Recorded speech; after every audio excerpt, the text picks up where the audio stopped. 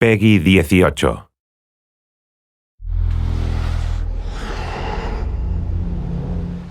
Hi, my name is Ashraf Ismail, Game Director of Assassin's Creed 4 Black Flag, and I'm very proud to be showing off the Caribbean open world. Here, we're going to start with Edward. After completing a few missions, he's met up with the assassins, but he's not yet bought into the creed, so he still has this selfish need for fame and fortune. Edward is one of the most unique characters we've created for the Assassin's Creed universe. He is a man who is still trying to figure out who he is in life and what he wants to get out of it. At this point in the story, he still wants that fame, so one way to get it is to complete these assassination contracts. This is a way to make money and to gain a bit of notoriety. So here we go. We have 2 targets to take out, 2 Templar brothers. So we're going to accept the contract, and the world map is going to show us where this contract takes place. So we see here that the contract is actually very close to us. It starts in the village we're in, but as we zoom out, we want to show you the world that we have. Many locations, over 50 locations, centered by Cuba, the Bahamas, and Florida up north. This is a massive world. There's a lot to find and do in this Caribbean Sea. But now we'll get back to the Fisherman Village and go after our targets. The Fisherman Village, it's one type of location in this world. It's really here as a convenience to the player. This is where you can start missions, where you can shop to upgrade Edward and the Jackdaw itself. It's really about the mood and the ambiance of the Caribbean Sea. In the distance, we have a tavern that we're approaching. Taverns are places where you can hire crew, play mini games, drink if you wish. But for now, we're going to focus on the targets and take them out.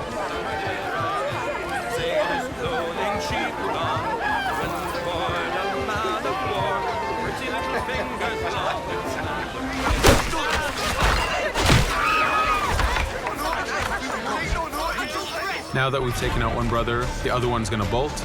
Just like classic ACs, we can chase him down and take him out that way, but there's many ways to complete this contract.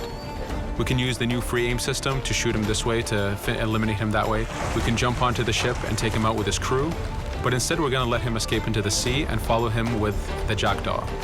This is your ship. This is the second main character of the game. You're going to have to customize and upgrade the ship as you go on this journey with Edward.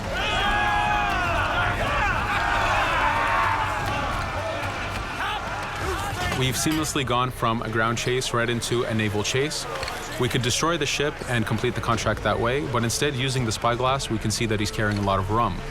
Rum is important in the economy system. It's one way of making a lot of money if you sell it properly. So instead of destroying the ship, we're going to plunder that ship. Fire! Here you can see the upgrades that we've made into the naval combat. Using the front cannons, you can shoot chain shots to slow down the ship. Using the new round shot mechanic of trajectory aiming, you can aim for the hull and do a lot of damage this way. This specific enemy is what we call a frigate. Frigates are the type of ships that you need to destroy as fast as you can, because the longer the fight lasts, the more damage they're capable of doing. We have other enemy types like the Charger or the Man of War. The Man of War is a massive ship capable of carrying over 100 cannons. These are ships that you really need to upgrade to be able to face. But now that this frigate has been demasted, we can start the boarding. Boarding, it's very important. You are a pirate. This is how you gain cargo. This is how you take on ships. So here we can start the boarding from any orientation or angle we wish. The distance even matters. If you get too close, the 2 crews will just jump right into each other. If you start a bit further, you can jump in the water and go in for a sneak stealth attack. We have 2 objectives to accomplish for this boarding. We can take out the captain, and we need to take out some of his crew. So using the swivel gun, we will efficiently take out a lot of the crew. And now we'll go for the captain using Edward's navigation abilities. Here, again, using the new free aim system, we have a dangerous enemy on the other side taking out our crew. We can easily take him out with a headshot. So what we see here is that 2 ships have come together to create this 3D environment where, using your assassin abilities to navigate, to be stealthy, you can take the advantage and get the kill by surprise. Now that we've taken out the captain, we still need to take out a few of the crew members to complete this boarding. Now that we've plundered the ship, we're going to gain that rum that we saw earlier, but we're also going to gain ammo and crew members and some gold. With every boarding, there's 3 options that you can do with that ship. You can gain crew members, you can send the ship to your fleet if you wish, or you can salvage a ship to repair the jackdaw if you took too much damage in the fight. In this case, since we did well, we're going to send the ship to our fleet. Now that we're back in the Caribbean Sea, we needed to make sure that every minute something is being advertised to the player, something new for the player to do. In this case, we have this uncharted location. These are what we call playas. We have over 75 of these in the Caribbean world. Every playa has something very important for the player to find, something that will help in upgrading Edward or the jackdaw. So it's in your advantage to explore these locations.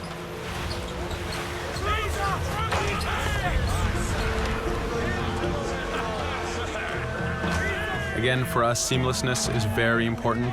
We needed to be able to explore this Caribbean world without having too much interruption in the action. So being able to just let go of the wheel anywhere we want, jump into the water, and swim over to that location. This is very important for the mood and the immersiveness of this Caribbean open world. Here, as we get on the playa, in the distance we can see that there's a faction battle, but closer to us we can see that there's this poor drunken sailor who's passed away. But being a pirate, of course, we're going to loot his body and see what he has for us.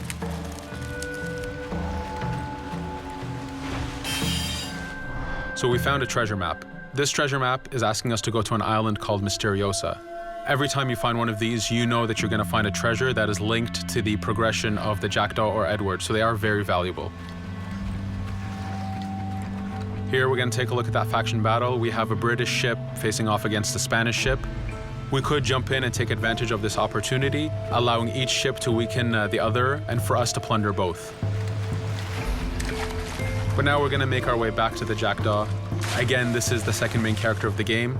There's a lot of customization and a lot of upgrading to do on the jackdaw. You can upgrade all the weapons to fit the playstyle you wish.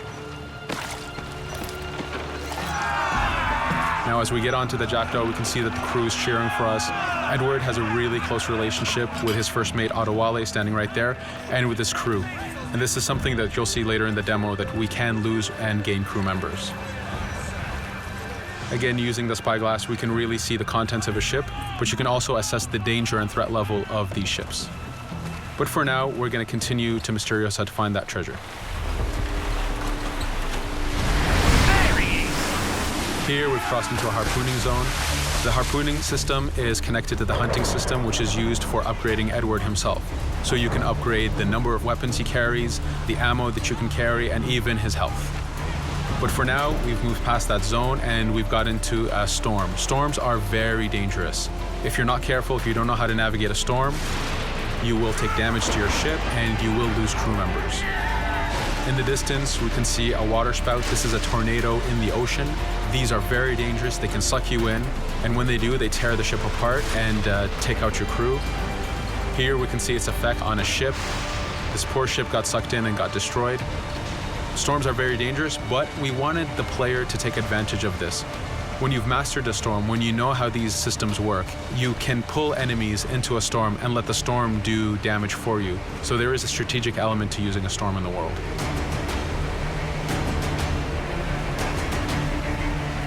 Here we can see that the storm is dying down a bit, but there's still this torrential downpour. It was very important for us to get the real mood of and atmosphere of the Caribbean in the weather cycles and in the daytime cycles.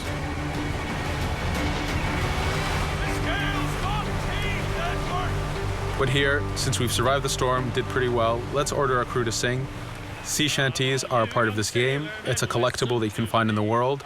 So the more you find, the bigger playlist you have for your crew. But for now, we've made it to Misteriosa. So again, we're going to seamlessly get off our ship and explore this location. Misteriosa is a Mayan ruin. Mayan ruins are heavy with stealth and navigation capacities. There's a lot of treasures and hidden discoveries to be found in these locations.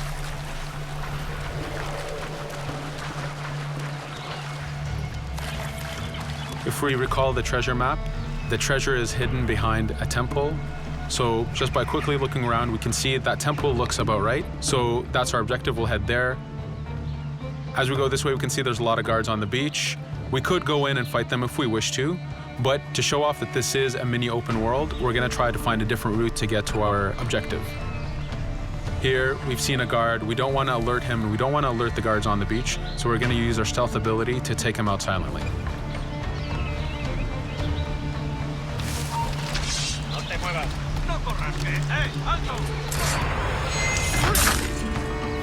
With AC3, we were able to push the navigation in the frontier, which means using natural environments like trees and rocks and so on. Mayan ruins are the perfect place where we mix man-made structures and these natural environments. So you really get to feel how far the navigation abilities of the assassin have come since the original game. In the distance there, we can see another part of the island being blocked off by a patrol of guards. We're going to avoid it for now and go for that treasure.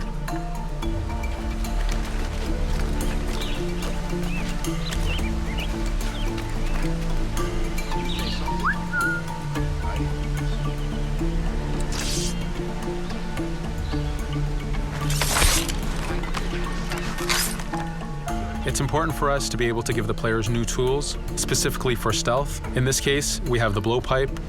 Using the berserk darts, you make your enemies go crazy. Effectively, this means that they'll attack anything and everything in sight, including their own friends, animals, or Edward if he was in the way. So you do have to be careful with how you use it.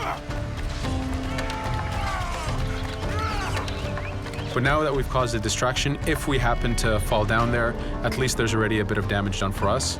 But using our navigation skills, we're able to get past that area without any trouble. There in the distance, you can see the jackdaw placed exactly where you left it when you got onto this location. It's really important for us to show the beauty of this Caribbean world. The Caribbean has some amazing vistas, and we pushed ourselves to replicate this in the game.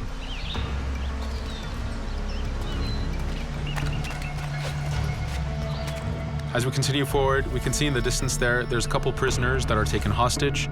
This is a scenario that you need to use stealth. If you're detected by those guards, they will kill the hostages. So in this case, it's to your advantage to use the environment to figure out how you can take out those guards without being detected. In this case, it's 2 guards, so it's not too hard. There are other scenarios where you have more guards and you have to figure out how you can take all of them out at the same time. Now that we've freed these prisoners, they are more than happy to join our crew. This is just one way of gaining crew members. As mentioned earlier, there's the taverns. There's actually many different setups of gaining crew.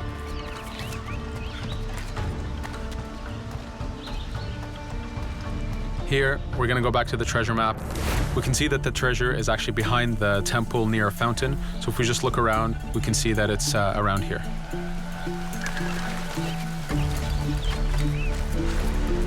Now that we've found the treasure, what we've actually found is a blueprint. Blueprints are incredibly valuable for the upgrading of the jackdaw. This is how you can upgrade the biggest and most devastating upgrades of the ship. So here we're approaching a reach high point. Just like classic ACs, synchronizing with the reach high point reveals the contents of a location and the map itself. But as an added feature, because this game world is so huge, there are many different locations, this also becomes a fast travel point. So now you can, by synchronizing, now you can come back here anytime you wish to collect those treasures that we passed up a bit earlier. Here we've reached the end of the demo. This was a tease of the open world that we have. We're very excited to be able to show off this game and to let you play it very soon. Thank you for joining us.